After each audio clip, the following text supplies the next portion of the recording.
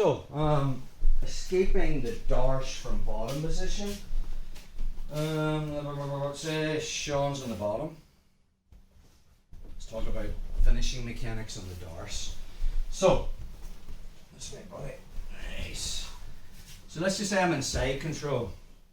Sean wins the underhook, and he's coming up. As he comes up to the side, I'm already reaching my hand through, getting this kind of bolt cutter position here. Okay. Notice the way his underhook's on the outside, so now I would be stepping around and bringing his left arm between my legs. Once I'm there, I'll be pushing on his head, rule of thumb. So my thumb's on the back of his neck, and now my forearm slides down and my elbow goes on the back of his head and I lock onto my bicep. This here just takes the slack out of it. But to finish the Darce, it's all about connection. I'm going to put my shoulder over Sean's shoulder. Notice the way my head is moving. And then I put all my weight onto my shoulder here. And it's on. Let's look at it from just from side control, say from half guard. Okay. Sean wins the underhook and kicks up from the knee shield. It's the same stuff. We're here. There's that bolt cutter position. Yeah.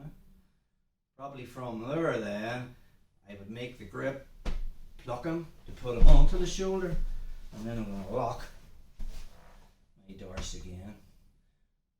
From here, more than likely, I'll tripod up, cut the angle.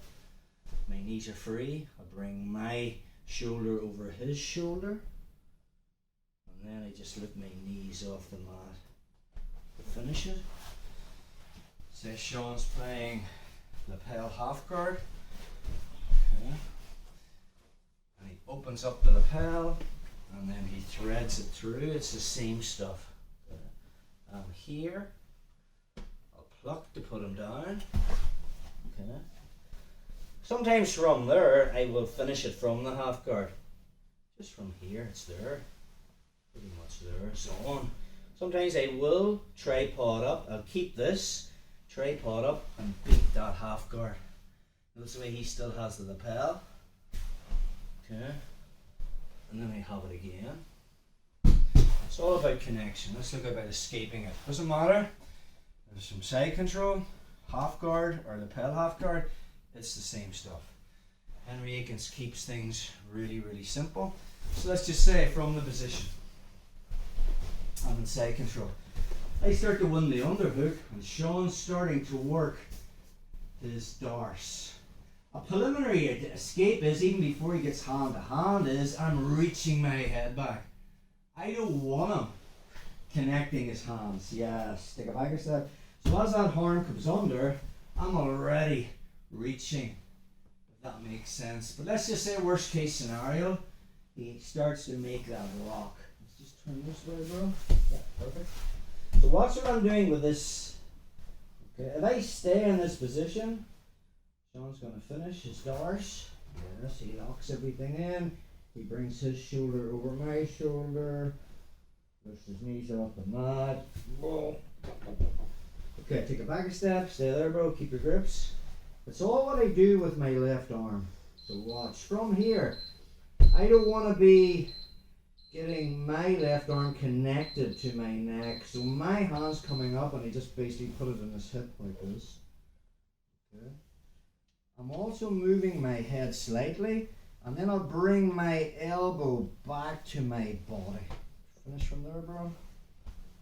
Okay. Now once I'm there, that just gives me breathing space. Watch what I do now. Once I bring my elbow back to my body, my hand comes in and just grabs his wrist or his hand. Finish now, bro. And as he's trying to finish, notice the way I'm on my right hip. I just turn the corner and I put him down. Keep the Darce locked on. So if I end up in this position, one thing I like to do is I bridge and put my weight on Sean. Watch what I do with my left elbow. Keep it on. It comes underneath as I turn my base. And this just splits the grip. And now from here, I have top position, and his arm is caught up there all the time. Oh, we go for the choke. Let's look at that again. So, from our position, we're here. Yeah, I start to win the underhook. Sean's already starting to work the Darce. I'm already moving my head back. But let's just say he does get hand to hand into that bolt cutter position and starts to work his Darce. It's what I do with the arm that's inside this triangle. So my hand finds the hip. That's the first thing. I'm going to flare my elbow out and I'm pulling my left elbow back towards my lat. Once I have that, hand comes in, controls the wrist, and as Sean tries to finish from here, especially when he starts lifting his knees off the mat, I'm just hip shoveling under him. Notice the way I'm on my right side. I just walk towards him and turn my hip. Now the main thing is I don't lie here. I lift my feet and physically put my weight on him, and then I'm bringing my elbow back to face him. Okay? So I end up in top position. It's the same scenario if it's half guard, and it's the same scenario if he uses his lapel. Let's take a look at that. So we'll go from just basic half guard here. So let's just say we're playing our leech half guard. I'm kicking up to win that underhook. As I won the underhook, Sean's coming through and he's starting to make his connection. Nothing's really changed from that position. My hand, my elbow is flared and I'm making a connection. My hand comes through. The hip shovel's even easier this time because he's in my half guard. I just move my hip underneath him and I'm on top. Now I can start playing the game. If I have the lapel, we have a couple of options from that position. So say we're here, we just turn this way around. Maybe I open up the lapel. It can be the right one, it can be the left one. I think you were using the left one. So I kick up and I'm here.